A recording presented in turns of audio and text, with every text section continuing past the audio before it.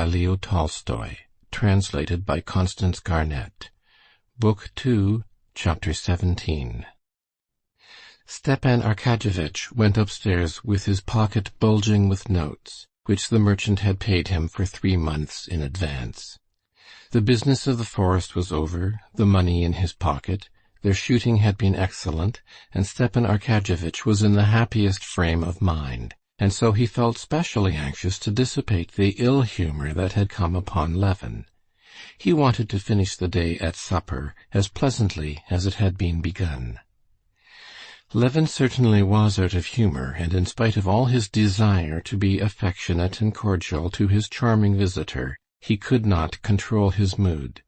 The intoxication of the news that Kitty was not married had gradually begun to work upon him. Kitty was not married, but ill, and ill from love for a man who had slighted her. This slight, as it were, rebounded upon him. Vronsky had slighted her, and she had slighted him, Levin. Consequently, Vronsky had the right to despise Levin, and therefore he was his enemy.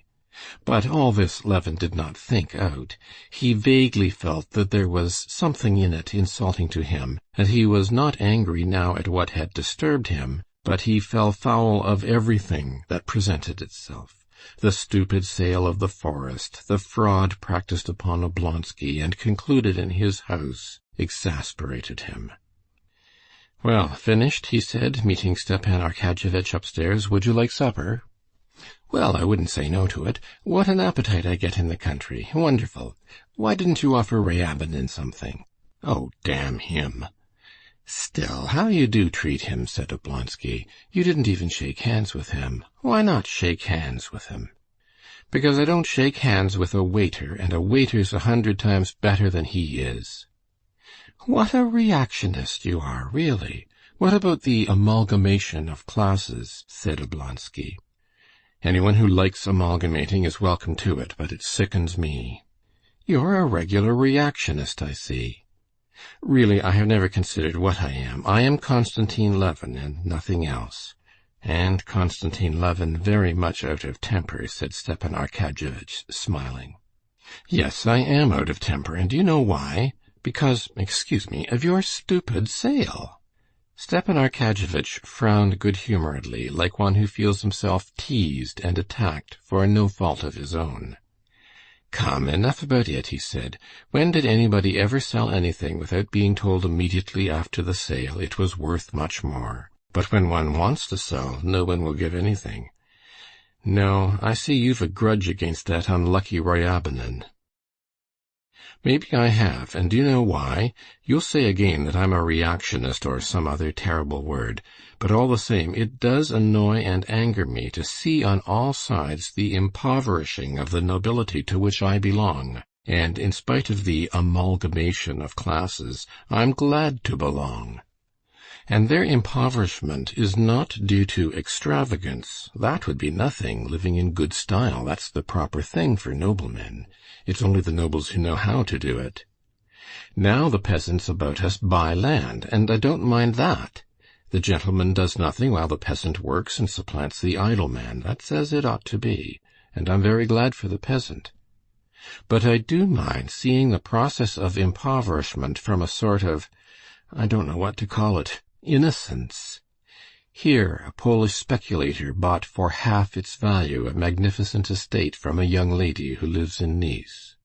And there a merchant will get 3 acres of land worth 10 roubles as security for the loan of 1 rouble. Here, for no kind of reason, you've made that rascal a present of 30,000 roubles. Well, what should I have done? Counted every tree? Of course they must be counted. You didn't count them, but Ryabinin did. Ryabinin's children will have a means of livelihood and education, while yours, maybe, will not. Well, you must excuse me, but there's something mean in this counting. We have our business, and they have theirs, and they must make their profit. Anyway, the thing's done, and there's an end of it. And here come some poached eggs, my favorite dish. And Agafya Mihalovna will give us that marvelous herb brandy." Stepan Arkadyevitch sat down at the table and began joking with Agafea Mihalovna, assuring her that it was long since he had tasted such a dinner and such a supper. "Well, you do praise it, anyway," said Agafea Mihalovna. "But Konstantin Dmitrievitch, give him what you will, a crust of bread, he'll eat it and walk away." Though Levin tried to control himself, he was gloomy and silent.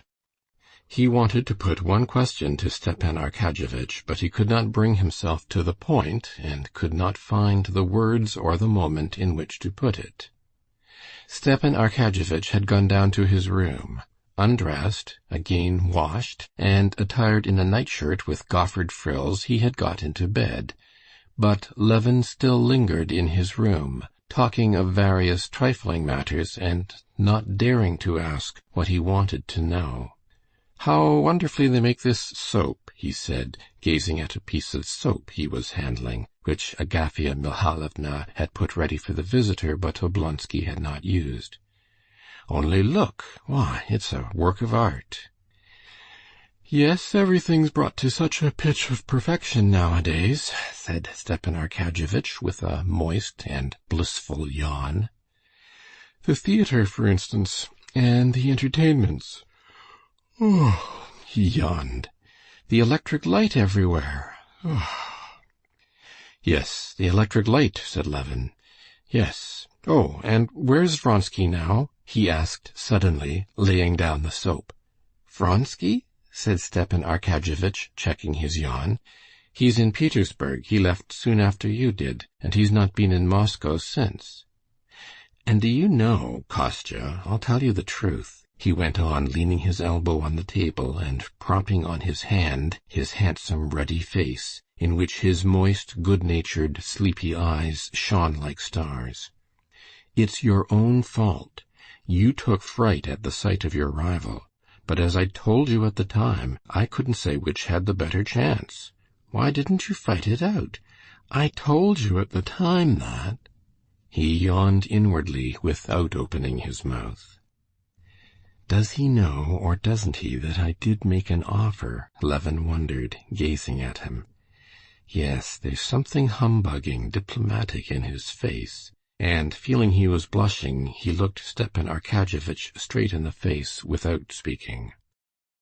"If there was anything on her side at the time, it was nothing but a superficial attraction," pursued Oblonsky. "His being such a perfect aristocrat, don't you know, and his future position in society had an influence, not with her, but with her mother." Levin scowled. The humiliation of his rejection stung him to the heart, as though it were a fresh wound he had only just received. But he was at home, and the walls of home are a support. Stay, he began, interrupting Oblonsky. "You talk of his being an aristocrat. But allow me to ask what it consists in, that aristocracy of Vronsky or of anybody else, beside which I can be looked down upon. You consider Vronsky an aristocrat, but I don't. A man whose father crawled up from nothing at all by intrigue, and whose mother, God knows whom she wasn't mixed up with. No, excuse me, but I consider myself aristocratic, and people like me, who can point back in the past to 3 or 4 honorable generations of their family, of the highest degree of breeding. Talent and intellect, of course, that's another matter. And have never curried favor with anyone, never depended on anyone for anything, like my father and my grandfather. And I know many such. You think it mean of me to count the trees in my forest, while you make Ryabinin a present of 30,000. But you get rents from your lands and I don't know what, while I don't, and so I prize what's come to me from my ancestors, or been won by hard work. We are aristocrats, and not those who can only exist by favor of the powerful of this world, and who can be bought for twopence halfpenny." "Well, but whom are you attacking? I agree with you," said Stepan Arkadyevitch sincerely and genially, though he was aware that in the class of those who could be bought for twopence halfpenny, Levin was reckoning him too. Levin's warmth gave him genuine pleasure. "Whom are you attacking? Though a good deal is not true that you say about Vronsky, but I won't talk about that. I tell you straight out, if I were you, I should go back with me to Moscow and— No, I don't know whether you know it or not, but I don't care. And I tell you, I did make an offer and was rejected, and Katerina Alexandrovna is nothing now to me but a painful and humiliating reminiscence." "Whatever for? What nonsense!" "But we won't talk about it. Please forgive me if I've been nasty," said Levin. Now that he had opened his heart, he became as he had been in the morning.